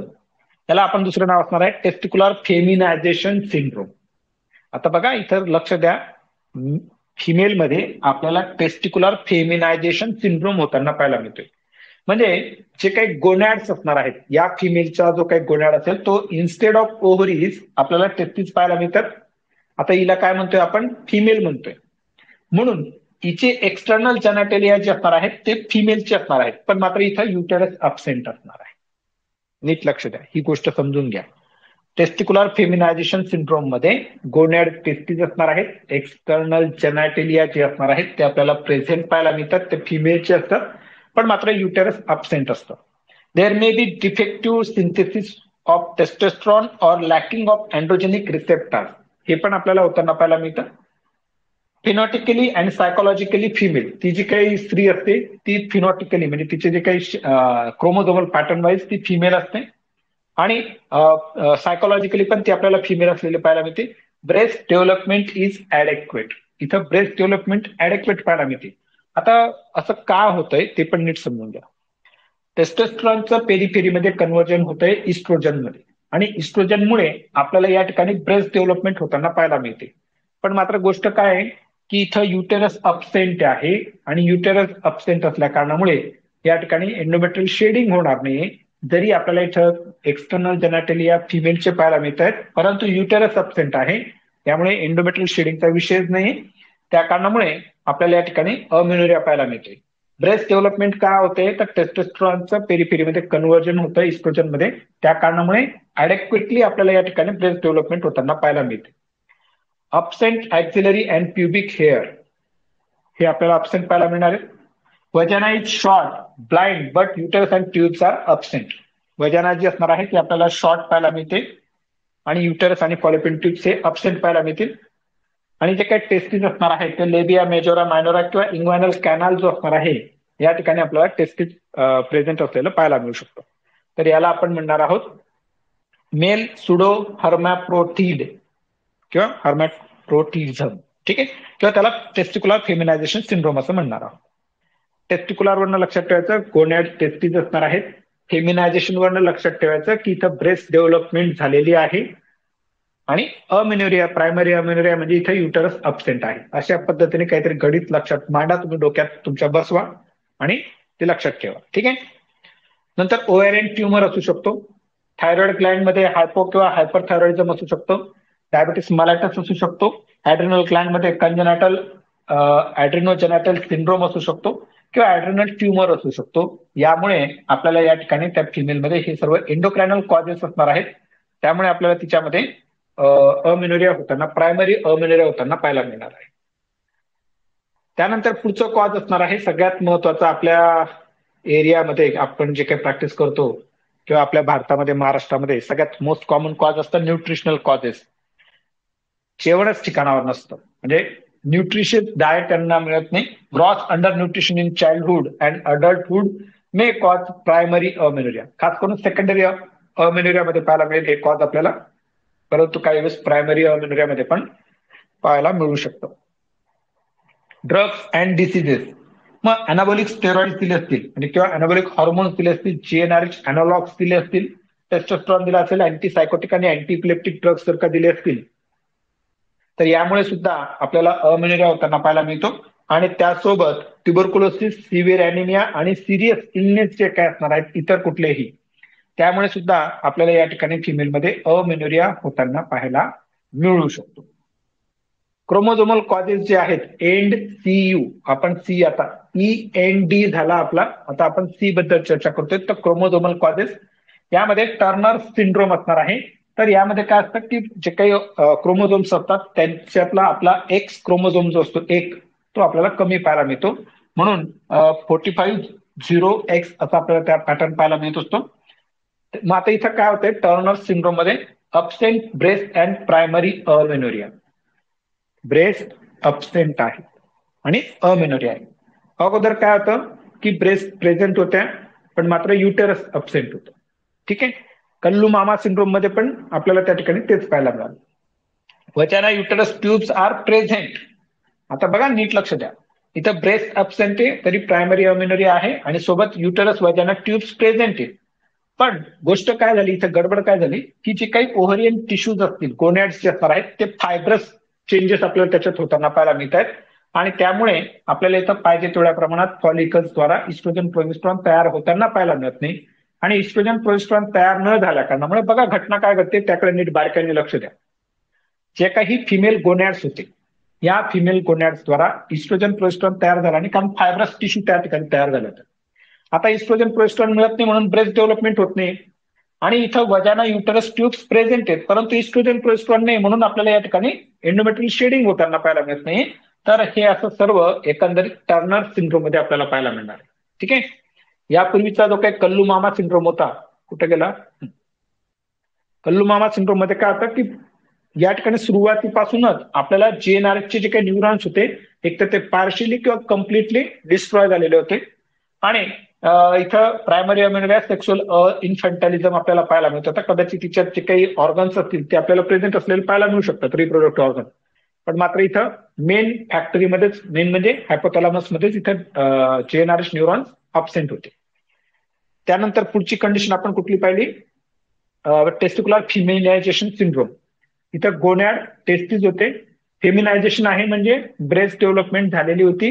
ब्रेस्ट डेव्हलपमेंट काय झाली तर टेस्टोस्टेरॉनचं पेरिफेरीमध्ये कन्व्हर्जन झालं होतं, कारण गोनॅड टेस्टिस होते, पेरिफेरीमध्ये कन्व्हर्जन झालं होतं, त्यामुळे ऍडेक्वेट ब्रेस्ट आपल्याला पाहायला मिळाला. ठीक आहे. आणि हिच्यामध्ये जे काही एक्सटर्नल जेनायटला जे होते ते फिमेलच्या होत्या पण युटेरस अब्सेंट होता, इजंट इट. आणि टर्नर सिंड्रोम मध्ये काय आहे की टर्नर सिंड्रोम मध्ये ज्या काही ओव्हॅरियन टिश्यूज होत्या त्याच्यात आपल्याला फायब्रस चेंजेस होताना पाहायला मिळाले. म्हणून फॉलिकल्सद्वारा आपल्याला इस्ट्रोजन प्रोजेस्टेरॉन मिळाला नाही, त्यामुळे ब्रेस्ट अब्सेंट आणि प्रायमरी अमेनोरिया पाहायला मिळाला, मात्र युटेरस वजाना वगैरे सगळं प्रेझेंट होतं. ठीक आहे. या थोड्याशा गोष्टी थोड्या शांततेत समजून घ्यायच्या नंतर तुम्ही. त्यानंतर युटेरो वजानल कॉजेस मध्ये क्रिप्टोमेनोरिया यापूर्वी आपण चर्चा केली. आणि हा अजून एक नवीन प्रकार सापडला, रॉकिंग्टन स्काय कोस्टर हाऊसर सिंड्रोम. भलतं मोठं नाव आहे. तर रॉकिंग्टन स्काय कोस्टर हाऊसर सिंड्रोम. आता त्याचे प्रोनाऊन्सिएशन तुम्हाला माहिती, माझी इंग्रजी किती जबरदस्त आहे, तर ते मी अशाच पद्धतीने लक्षात ठेवलं कारण मला लिहिता आलं पाहिजे, असा माझा त्यामागचा उद्देश होता. आता इथं काय होऊन जाते त्याकडे नीट लक्ष द्या. Ovaries normal with normal breast and normal karyotype, पण इथं युटेरस आणि वजाना अब्सेंट. प्रत्येक कंडिशन मध्ये कुठं युटेरस होता, कुठं वजाना आपलं ब्रेस्ट होत्या, कुठं ब्रेस्ट नव्हती, कुठं युटेरस होता, या सर्व गोष्टी, कुठं कॅरिओटाइप आपल्याला त्या ठिकाणी डिस्टर्ब होता पाहायला मिळत होता. तर हे सर्व गोष्टी आपल्याला लक्षात ठेवायचे, हे एमसीक्यू येतात. ठीक आहे. त्याचे सगळ्यात मोठं नाव आहे, रॉकीच्या नावावरनं लक्षात ठेवायचं की या ठिकाणी ओव्हरी नॉर्मल असणार आहेत, नॉर्मल ब्रेस्ट असणार आहेत, नॉर्मल कॅरिओटाइप असणार आहेत, परंतु युटरस आणि वजाना अब्सेंट असणार आहे. ठीक आहे. त्यानंतर एंडोमेट्रियल ट्युबरक्युलोसिस असणार आहे आणि प्रेग्नन्सी, प्रायमरी अमेनोरियामध्ये प्रेग्नन्सी हा रेअर असणार आहे. पण मात्र मी तुम्हाला जे सांगितलं की लहान मुलगी आहे आणि मग आपण कसं काय तिच्या आई वडिलांना सांगायचं युपीटी चेक करून घ्या, किंवा आपण कसं काय डायरेक्ट करायचं, अशा सोपं एकदम सिंपल, तुम्हाला सगळ्यांना माहिती आहे. हा, मला की नाही थोडंसं तब्येत बरी वाटत नाही, आपण हिचं रक्त लगेच चेक करून घेऊ, मी तरी असंच करतो ना. मग पालक पण त्याला तयार होऊन जातात. लॅबवाल्याला आपण हळूच सांगायचं की बाबा युपीटी करून घे, निगेटिव्ह आली पैसे मागू नको, पॉझिटिव्ह आली पैसे मागून घे, कारण कसं आहे त्याचंही पोट पाणी अवलंबून असतं त्याच्यावर, आणि आपल्याला डायग्नोसिस करून घ्यायचं असतं. ठीक आहे. तर डायरेक्टली आपल्याला त्यांच्यासमोर तसं डील करायचं नाही, तर मग काय आपल्याला चुकीचं समजतात, तुम्ही अशा पद्धतीने विचार करतात का आमच्याबद्दल, असेही लोक आहेत. असो असो, पुढचं जे काही कॉज आहे secondary amenorrhoea, it is absence of menstruation for 6 months और मोर. हा एमसीक्यू येतो. हा, it is absence of menstruation for 6 months और मोर फॉलोइंग नॉर्मल मेन्स्ट्रुअल सायकल. म्हणजे आता समजा मी ती फिमेल आहे, मला नॉर्मल मेन्स्ट्रुअल सायकल येत होत्या, पण आता काय झालं, गेल्या 6 महिन्यांपासून, 7 महिन्यांपासून, 8 महिन्यांपासून मला प्रेग्नन्सी, माफ करा, मला मेन्सेसच येत नाहीये, अशी जर का कंडिशन असेल, that time we consider it as a secondary amenorrhoea. ठीक आहे. 6 महिन्यांचा कालावधी इथं असणं आवश्यक आहे. That time we consider it as a secondary amenorrhoea. मग सेकंडरी अमेनोरियाचं जे काही प्रमाण असेल ते प्रायमरी अमेनोरियापेक्षा जास्त पाहायला मिळतं. आणि आपल्याकडे बऱ्याच वेळा अशा फिमेल्स येत असतात सेकंडरी अमेनोरियामध्ये, ते आपल्याला सांगतात की मॅडम सर मला पाळीच येत नाही, 4, 6, 8 महिने होऊन गेले पाळीच येत नाही. तर त्याच्या मागचे कारण काय काय असणार आहेत ते आपल्याला या ठिकाणी पाहायचं असणार. तर या ठिकाणी आता पहा, लक्ष द्या, कंडिशन कुठली ही सेकंडरी अमेनोरियाची, म्हणजे हिच्या आयुष्यात पहिले मेन्सेस येऊन गेलेले आहेत तिला, मग इथं क्रोमोझोमल ऍबनॉर्मॅलिटी नसणार आहे, कारण क्रोमोझोमल ऍबनॉर्मॅलिटी राहिली असती तर तिला पहिल्यापासूनच, म्हणजे ती प्रायमरी अमेनोरियामध्येच राहिली असती, तिला मेन्सेस कधी झाल्या नसत्या. ठीक आहे. आता आपण इथं सेकंडरीच्या बद्दल चर्चा करतोय. हे मी का सांगतोय, कारण आपण तिथं जे काही प्रायमरी अमेनोरियाचं जे काही आपलं नेमोनिक होतं ते होतं एंड सी यू.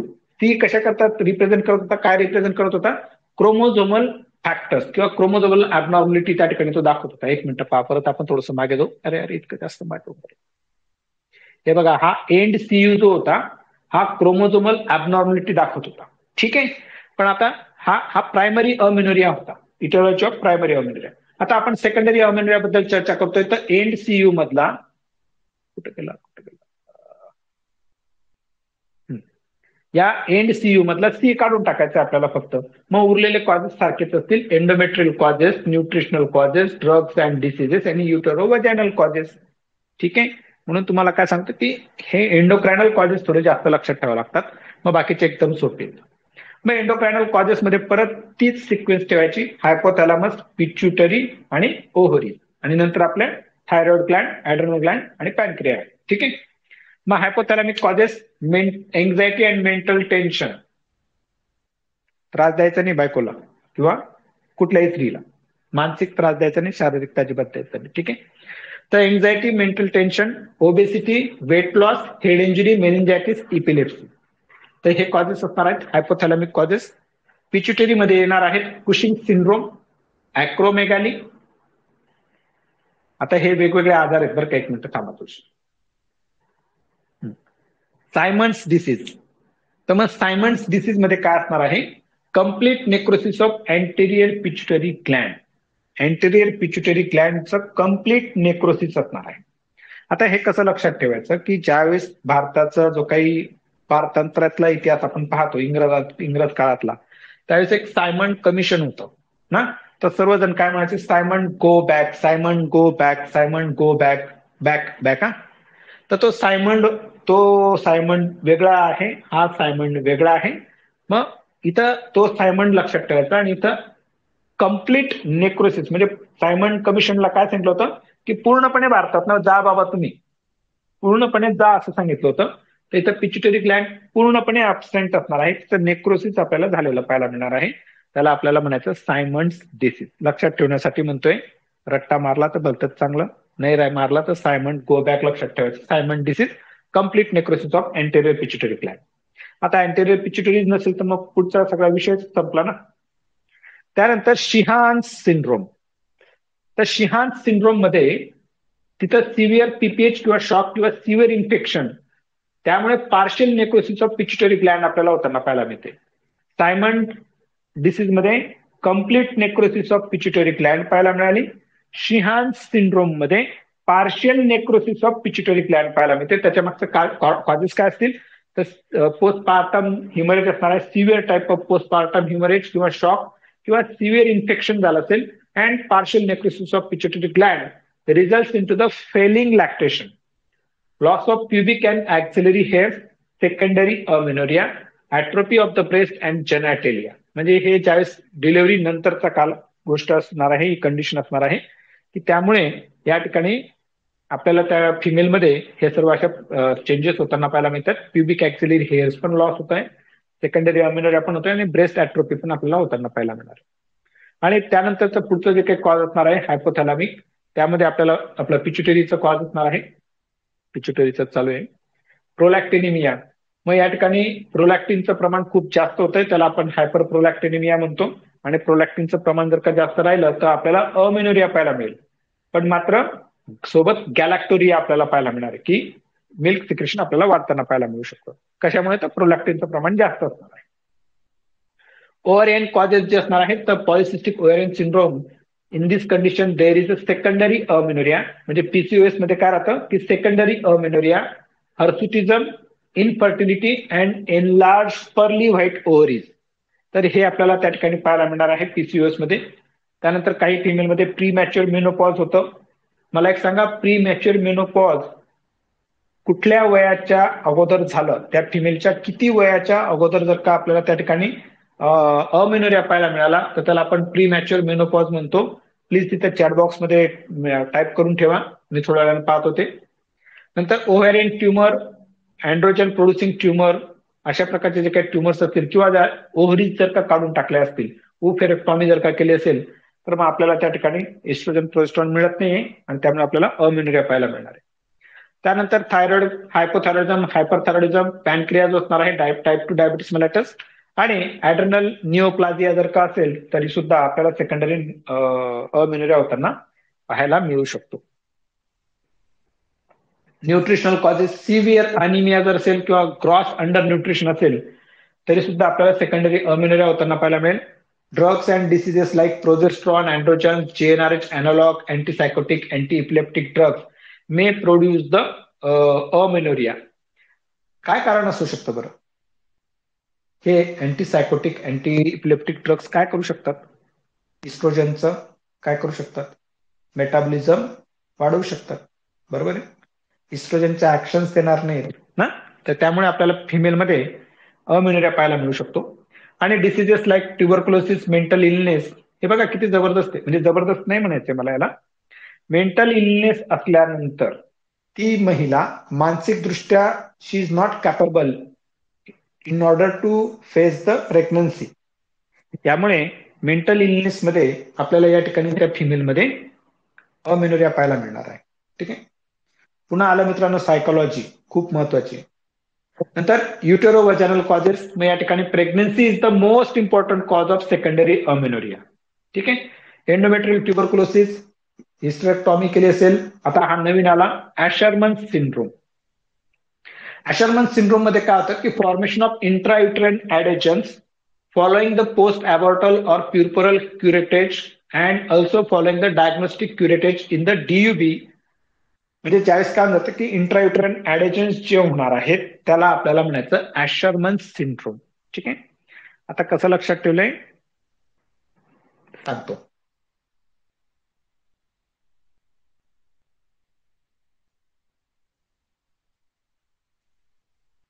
हे पहा,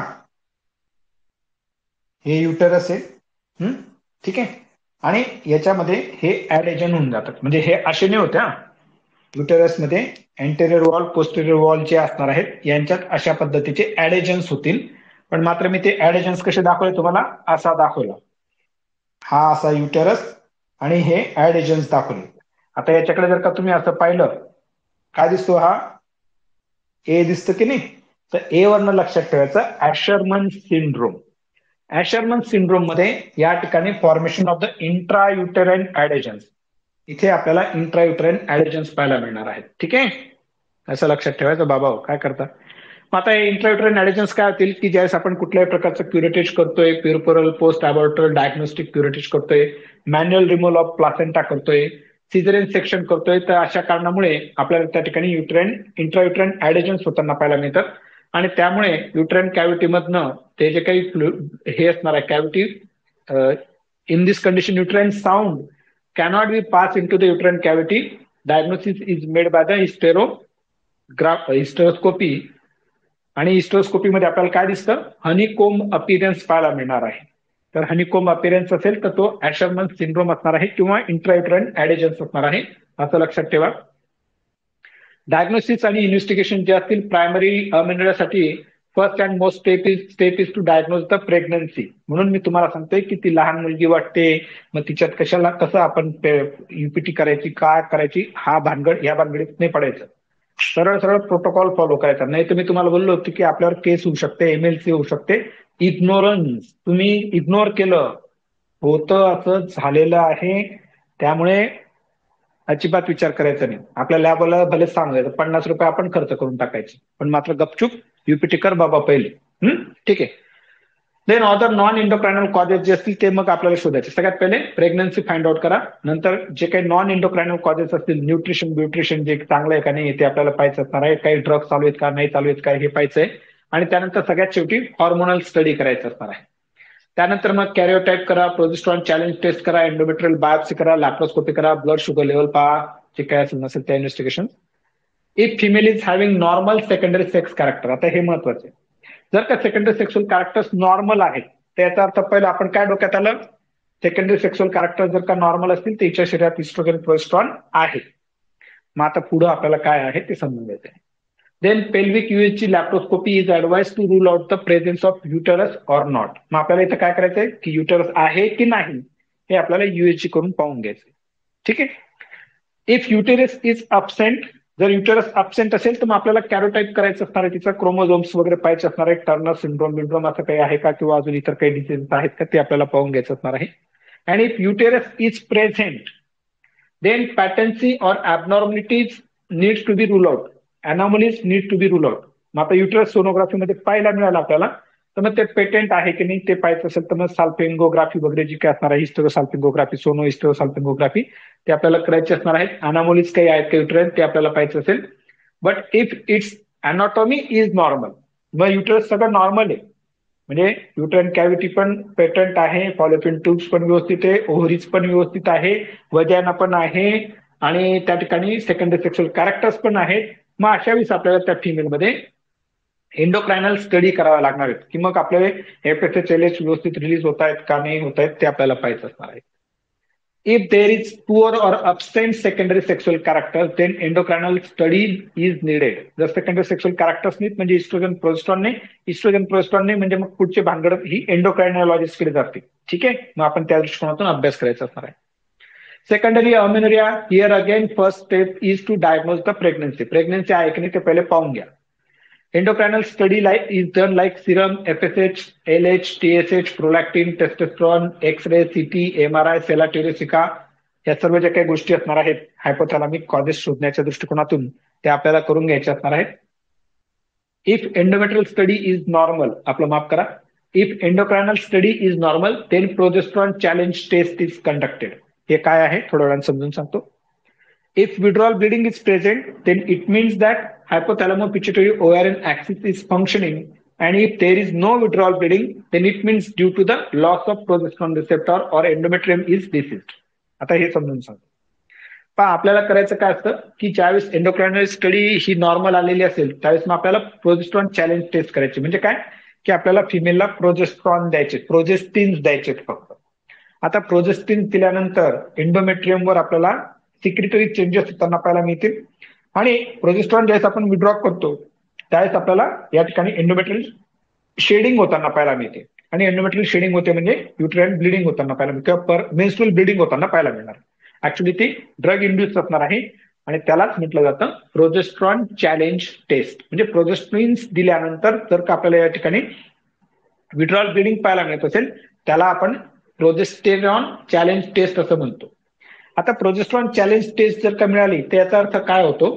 if withdrawal bleeding is present then it means that hypothalamo pituitary ovarian axis is functioning. Axis हा फंक्शनिंग करतोय आणि जर का ब्लिडिंग पाहायला मिळाली नाही तर it may be due to the loss of progesterone receptor. म्हणजे प्रोजेस्टिन दिल्यानंतर ते रिसेप्टारवर कामच करत नव्हते, रिसेप्टारच नाहीत ना, रिसेप्टारचं स्टिम्युलेशन होणार नाही तर मग एंडोमेट्रियमचं सिक्रेटरी चेंजेस होणार नाहीत आणि ते झाले नाही तर मग आपल्याला विड्रॉल ब्लिडिंगच पाहायला मिळणार नाही. म्हणजे जर का या ठिकाणी ब्लिडिंग नाही पाहायला मिळाली तर प्रोजेस्ट्रॉनचे रिसेप्टार्स लॉस झाले आहेत किंवा एंडोमेट्रियम मध्ये काही डिसिजेस असणार आहेत. In such condition oestrogen progesterone challenge test conducted. मग अशा कंडिशन मध्ये आपण काय करतोय? इस्ट्रोजन प्रोजेस्ट्रॉन चॅलेंज टेस्ट करतोय. म्हणजे इस्ट्रोजन प्राइम युटेरस करून घेणार आहोत, नंतर प्रोजेस्ट्रॉन ऍड करणार आहोत आणि इस्ट्रोजन प्रोजेस्ट्रॉन विड्रॉल करून घेणार आहोत आणि त्यानंतर जर पण का ब्लिडिंग पाहायला मिळाली नाही तर मग आपण कन्क्लुजन काय करू की endometrium is non functioning. Endometrium non functioning आहे आणि ब्लिडिंग ऑफर्स देन एफएसएच आणि एलएच लेवल इन्व्हेस्टिगेटेड. आता जर का ब्लिडिंग झाली तर मग आपण एफएसएच एलएच काय इन्व्हेस्टिगेट करतोय? कारण आपण देतो काय पेशंटला? इस्ट्रोजन आणि प्रोजेस्ट्रॉन देतोय बाहेरून.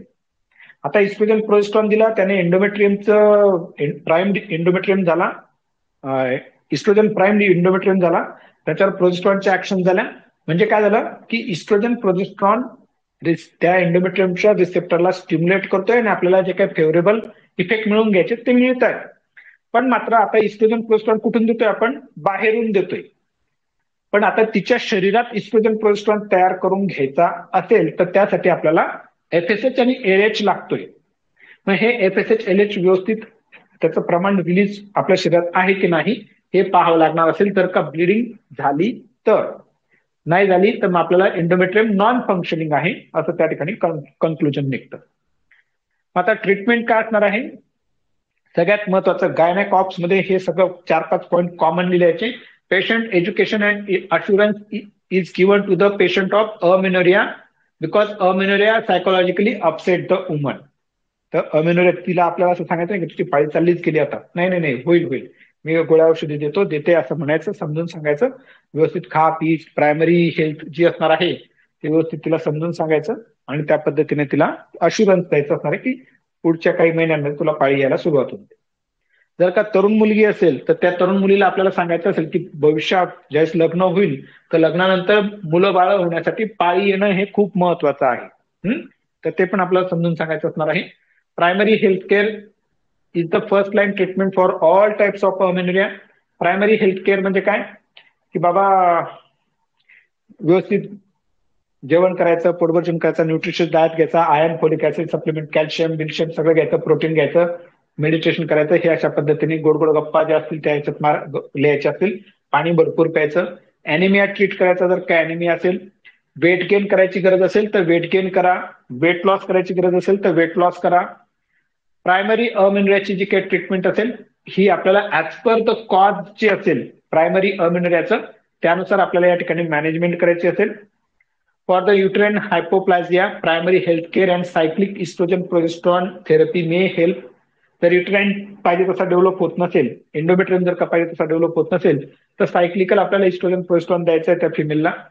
इम्परफोरेटेड हायमेन असेल तर आपल्याला हायमेनोटॉमी करायची असणार आहे. युटेरो वजानल ऍट्रिजिया असेल तर आपल्याला वजानल कन्स्ट्रक्टिव्ह प्रोसिजर करायची असणार आहे before the marriage. Turner syndrome असेल तर मग आपल्याला या ठिकाणी त्या फिमेलला इस्ट्रोजन दररोज द्यायचं आहे together for the years together for the development of the secondary sexual character. पण तिच्यामध्ये आपल्याला मेन्सेस येताना पाहायला मिळणार नाहीये. टेस्टिक्युलर फेमिनायझेशन सिंड्रोम असेल तर इथं आपल्याला टेस्टिस जे असणार आहेत, गोनॅड जे असणार आहेत ते आपल्याला रिमूव्ह करून टाकायचे, कारण म्हणे तर मग भविष्यात त्या ठिकाणी गोनॅडल मॅलिग्नन्सी होताना पाहायला मिळते. पीसीओएस कसा ट्रीट करायचा ते आपण त्यावेळेस डिटेलमध्ये चर्चा करू. ड्रग जे काय असतील जे अमोनिया प्रोड्यूस करतात ते आपल्याला थांबवायचे असतील, गरज असतील तर थांबवा. अॅनोरेक्सिया नर्व्हस अँड अदर इंडोक्रायनल कॉजेस जे असतील ते आपल्याला फिजिशियनकडे रेफर करायचे. अॅनिमिया आणि ट्युबरक्लोसिस ट्रीट करा. सेकंडरी अमेनोरियामध्ये प्रायमरी हेल्थ केअर द्या. Patient is not worried about the amenorrhoea. जर अमेनोरियासाठी वरीड नसेल, फर्टिलिटीसाठी वरीड नसेल, तर अशा वेळेस आपल्याला त्या फिमेलला कुठल्याच प्रकारची ट्रीटमेंट द्यायची नाही. 6 ते 12 महिन्यानंतर तिच्यात परत आपल्याला मेन्सेस येताना पाहायला मिळतात. आणि जर का त्या ठिकाणी but patient is worried about menses but not for the fertility, तिला मेन्सेस पाहिजे पण फर्टिलिटीची गरज नाही, तर अशाच आपल्याला तिला ओरल कॉन्ट्रासेप्टिव्ह द्यायचे असतील. आणि जर का फर्टिलिटी पाहिजे असेल तर प्रोजेस्ट्रॉन चॅलेंज टेस्ट करायची, मेट्रॉक्सी प्रोजेस्ट्रॉन द्यायचं असणार आहे. त्यानंतर हायपर प्रोलॅक्टिनिमिया असेल तर ब्रोमोक्रिप्टिन द्यायचं आहे. हायपोथायरॉइडिझम असेल किंवा हायपोथायरॉइडिझम असेल त्या पद्धतीने आपल्याला त्याला मॅनेज करायचं असेल. आणि जे काही ड्रग्ज असतील ते आपल्याला स्टॉप करायचे. सिस्टमिक इन्फेक्शन असतील ते ट्रीट करायचे. पीसीओएस मॅनेज करायचा. ॲशरमन सिंड्रोम असेल तर ऍडिजन्स जे असतात इंट्रायुटरन ऍडिजन्स ते आपल्याला त्या ठिकाणी अंडर जनरल एनेस्थेशिया ते आपल्याला ऍडिजन्स सेपरेट करायचे आणि नंतर त्या फिमेलला कॉपर्टी ठेवायची असणार आहे, जेणेकरून कॉपर्टीमुळे परत ऍडिजन्स होण्याचे चान्सेस कमी होतात. आणि ओरल कॉन्ट्रासेप्टिव्ह द्यायचे असणार आहे. प्रोग्नोसिस प्रायमरी अमेनोरिया होतात लवकर क्युअर होत नाही. सेकंडरी अमेनोरियामध्ये spontaneous cure offers in the 50% of patient within 1 year. Longer the period of amenorrhoea, poor coming back of the spontaneous menses. जास्त कालावधी करता जर का अमेनोरिया असेल तर स्पॉन्टेनियस मेन्सेस येण्याचं प्रमाण कमी होतं. तर लॉंग क्वेश्चन विचारला जातो की define amenorrhoea, right aetiology of secondary amenorrhoea and its management. Thank you so much.